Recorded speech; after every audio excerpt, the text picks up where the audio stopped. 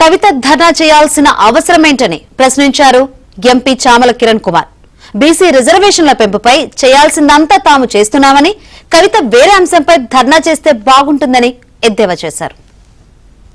కవిత గారు, ఈరోజు మీరు ఏదో మాట్లాడుకుంటూ ఓబీసీలు 42% గురించి బీజేపీ, కాంగ్రెస్ తెలంగాణ ప్రజల్ని తప్పుతో పట్టిస్తున్నట్టుగా మీరు మాట్లాడుతున్నారు.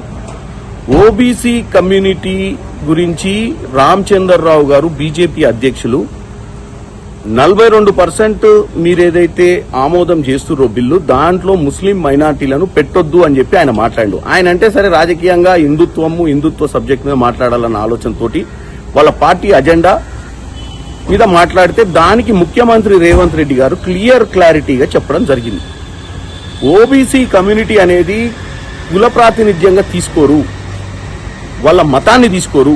ఎవరైతే బ్యాక్వర్డ్ కమ్యూనిటీ ఉంటుందో ఆ బ్యాక్వర్డ్ కమ్యూనిటీ వాళ్ళని ఐడెంటిఫై చేసి 42% క్రోడీకరించి. కవిత గారు, మీరు 72 గంటలలో ఏదైనా మంచి అంశం, ఇంకా వెనుకబడ్డ ఇష్యూస్ చాలా ఉన్నాయి.